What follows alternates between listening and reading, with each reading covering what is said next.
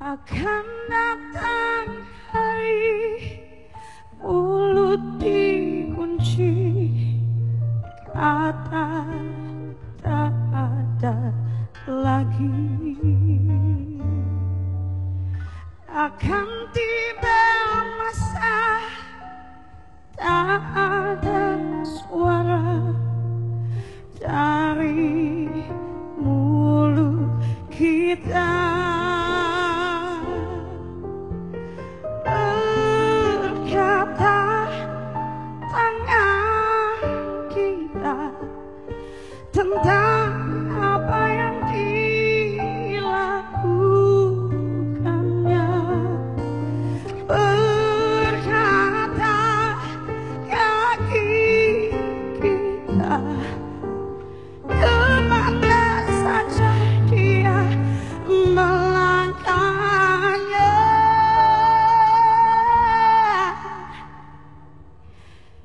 Tidak tahu kita bila harinya tanggung jawab tiba.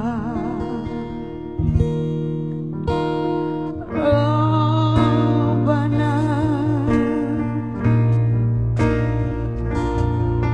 tangan kami,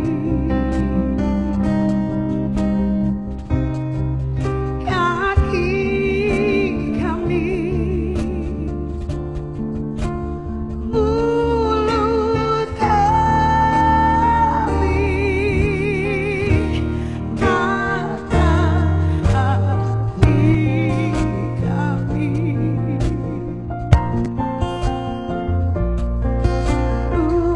Luruskanlah kukukanlah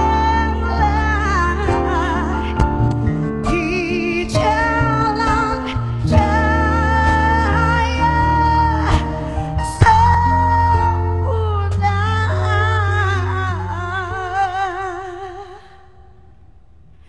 Mohon karunia kepada kami, hamba-Mu yang hina.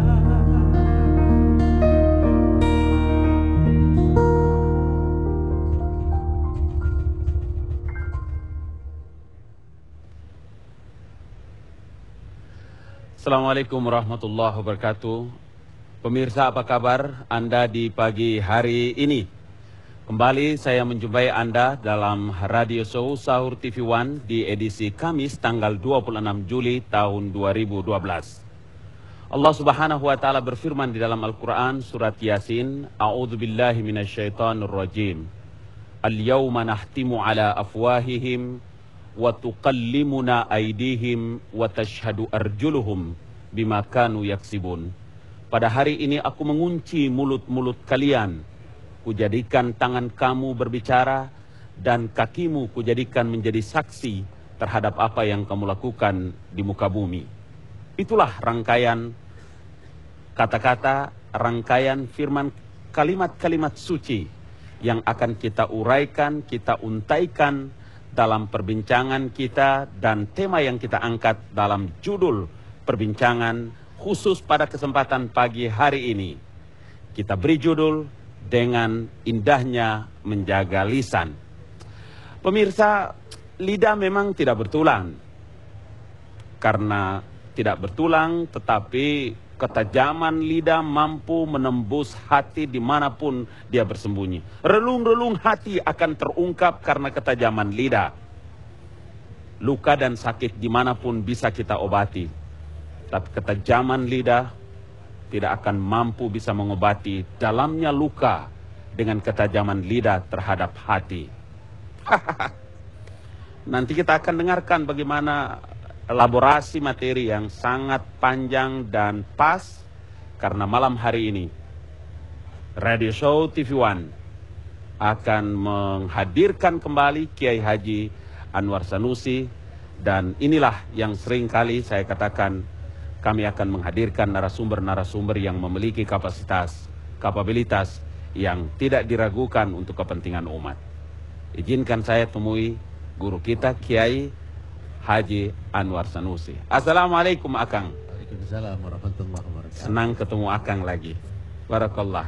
Barakallahu. Kang, tempat kita di sana, insya Allah kita minta Akang banyak ngobrol, bicara lagi, memberikan pencerahan kepada umat dalam situasi yang umat hampir tidak bisa menemukan mana lagi yang benar, mana lagi yang salah. Kenapa harus begitu? Nilai kebenaran terlalu susah, Kang, hari ini dicari. Kalau jauh dari Quran, kebenaran menjadi relatif. Ya. Tapi kalau dekat dengan Quran, kebenaran pasti. Akang perhatikan, Kang, pagi, siang, dan malam, mulai dari pejabat di tingkat ujung kampung sana sampai dengan yang ada di pelosok-pelosok. Ketika orang berkepentingan, dia datang dengan lisan yang manis, tapi kita tidak mengerti apa semua makna. Di depan umat, di depan publik, begitu indah dengan seluruh percakapan-percakapan yang bagus. Tapi umat tidak mendapatkan maknanya. Malam ini kita akan bincang masalah itu. Tidak ada lain kecuali indahnya menjaga lisan. Saya minta Akang berkomentar, saya minta Akang memberikan pencerahan kepada umat, kepada publik Indonesia, dan yang terkhusus kepada audiens yang hadir ini bersama-sama kita di kesempatan pagi ini. Bismillah, Akang. Bismillah. Assalamualaikum warahmatullahi wabarakatuh. Waalaikumsalam. Dinda Ali dan saudara-saudara sekalian, orang Arif meletakkan lidahnya di belakang hati. Orang-orang awam meletakkan lidahnya di muka hati. Itu sebabnya Imam Ghazali berkali-kali berpesan dalam Ihya Ulumuddin, ilmu yang tanggung itu seringkali menyesatkan manusia. Sebab hanya dengan lidah orang mencari kebenaran, tidak dari hati. Iya. Kalau Ali melihat orang bicara di atas mimbar, Iya, Kang. kelihatan orang punya hati apa tidak dalam berbicara. Ada ciri-cirinya, Kang. 5 menit orang bicara di atas mimbar kelihatan dia punya hikmah tidak tuh. Subhanallah. Gitu. Tidak semua orang bicara kemudian dia mengandung hikmah. Kalau bahasa pesantrennya hikmah itu tasyri'. Hikmah itu Wisdom. tasyri'an. Wisdom. Dia punya wisdom apa tidak itu. Lidah ini bukan perkara mudah. Tadi kalau Adinda bicara tentang luka hati, iya itu iya. Luka kulit manusia ditikam pisau, banyak obat bisa dicari. Iya, Kang. Tapi luka hati manusia ditikam kata, kemana obat akan dicari? Luar biasa ya. Kalau manusia dengan ketajamannya kemudian dia menggunakan kesombongan, keangkuhannya karena ganteng, karena kaya, karena punya jabatan, kemudian orang lain tidak dianggap, ujung lidahnya berbahaya, Kang. Ya, lidahnya berbahaya. Benda yang paling ajaib yang ada pada tubuh kita bukan hati tapi lidah. Seringkali lidah itu menguasai hati, seringkali. Ya. Seseorang yang berjiwa kasar bisa tunduk hatinya oleh ketajaman lidah yang halus. Ya. Jadi lidahnya itu halus macam mata pisau, tapi dia bisa menembus seluruh sudut-sudut dan relung-relung hati manusia. Subhanallah. Kita bisa melihat dunia berkobar perang di mana-mana. Itu penyebab utamanya lidah itulah yang tidak terjaga. Indonesia bisa merdeka hanya dengan 4 kata lidah. Subhanallah. Dengan ini kami nyatakan kemerdekaan Indonesia. Selesai. Itu yang menentukan lidah semua itu. Nanti akan saya jelaskan. Muawiyah bin Abi Sufyan masuk Islam karena lidah. Dia tunduk pada syahadat. Waktu Nabi masuk Madinah, masuk Mekah kembali, Futuh Mekah itu. Suratul Fatah ayat 1 sampai 8. Lalu Nabi berdiri di Mekah dekat Ka'bah. Kata Rasulullah begini, barang siapa orang berlindung di balik Ka'bah aman dia. Barang siapa orang berlindung di rumah Abi Sufyan aman dia. Pikir Abi Sufyan, aku orang yang paling jahat kepada Muhammad, mestinya aku dibalas. Sekarang hidupku, kebesaranku disejajarkan dengan Ka'bah. Itu diplomasi yang luar biasa dari lidah Rasulullah. Sehingga Abi Sufyan berkesimpulan, Ka'bah disejajarkan dengan aku, Muhammad tanpa dendam hidup. Terbayang dari lidahnya. Akhirnya Abi Sufyan datang kepada Nabi, Muhammad Islamkan aku. Asyhadu an la ilaha illallah wa annaka Muhammadur Rasulullah. Itu karena lidah. Ketajaman lidah. Ketajaman lidah. Jadi siapapun yang merasa diri punya lidah, hati-hati menggunakan lidah. Ya, banyak orang menista sahabatnya juga karena lidah. Ya Allah. Berdusta karena lidah. Ya Allah. Fitnah karena lidah. Ya Allah. Malah orang bisa berbuat hal-hal yang tidak layak juga karena lidah. Jadi lidah ini bisa menjadi jembatan buat ke surga, tapi bisa menjadi api yang kita besarkan buat masuk di dalam neraka. Tergantung kepada lidah kita memanfaatkan itu. Luar biasa. Ali sekarang sedang acting di radio show. Sahur Ya. TV One, ya. Semua kalimat-kalimatnya itu kan jadi jembatan buat ke surga. Amin. Itulah kita Allahumma bersama. amin. Allahumma amin. Allahumma amin. Pemirsa, kalau Anda ikuti dengan cermat pilihan-pilihan kata yang digunakan oleh guru kita, Akang Kiai Haji Anwar Sanusi, maka pasti Anda tidak menemukan untayan kalimat ini di tempat lain. Karena itu, nanti sebentar kita akan coba melihat bagaimana konsep dasar Islam mengatur manusia dengan kelebihan, dengan jenis yang aneh tadi, yang lidah yang aneh tadi itu. Karena dia tidak bertulang. Saya memulai tadi, Akang, dengan lidah tidak bertulang. Setiap saat dia bisa mengalami perubahan. Siang dia mungkin bisa mengatur dengan baik, malam bisa mengatur juga dengan baik. Bagaimana komentar Akang? Ya, setiap manusia sebetulnya teguh pada janjinya. Sebab harga manusia juga berada pada lidahnya. Iya. Kalau manusia, apa yang akan dipegang dari manusia selain ucapan dan lidahnya itu? Man amana billah wal yawmal akhir falyaqul khairan aw liyasmut. Orang yang beriman pada Allah dan hari kemudian, kalau bicara tutur katanya manis, kalau tidak dia berzikir saja. Oh, subhanallah. Tutur katanya manis, katanya tua, manis, padat, indah, membujuk, merayu, menghimbau, menggapai-gapai hati orang. Diajaknya orang ke jalan as-sirat al-mustaqim, jalan yang lurus. Mungkin berisiko jalan yang lurus itu.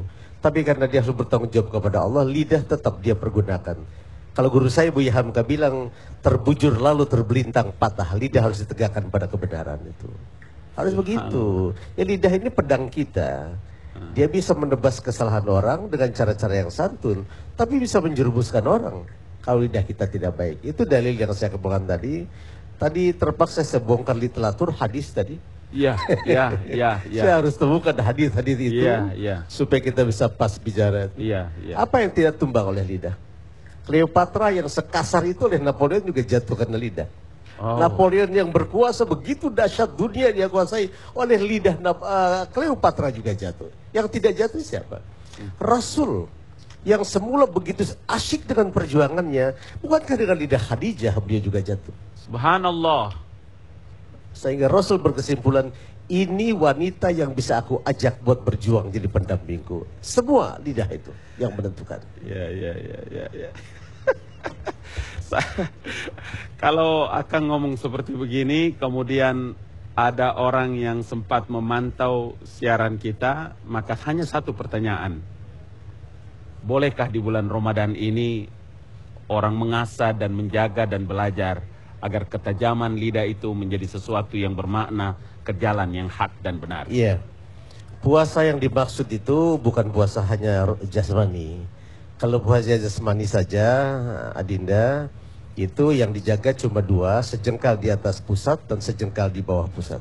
Ulangi sekali lagi, Akang. Itu kalimat paling bagus. Sejengkal di atas, pusat, sejengkal di bawah, pusat.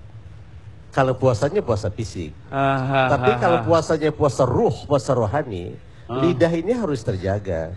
Jangan pun bicara yang tidak baik, bicara yang mubah pun tidak boleh. Allahu Akbar. Bicara mubah itu bukan sesuatu yang aneh toh. Tapi bicara mubah dikurangi sepanjang Ramadan. Perbanyak lidah buat mengasah diri, supaya hati kita juga kemudian terkendali karena lidah kita. Banyak orang yang puasanya cuma mendapatkan haus dan lapar, kata Nabi gitu kan. Karena puasanya hanya puasa fisik. Dia berpikir kalau puasa bicara tentang aib orang tidak batal, menjatuhkan martabat orang tidak batal, saling menista tidak batal. Saya baca ayat, ayat ini saya baca, bapak-bapak ibu-ibu jangan pegang-pegang dada. Wailul lil mutaffifin. Neraka wail diciptakan oleh Allah untuk orang-orang yang tidak pandai menjaga lidah.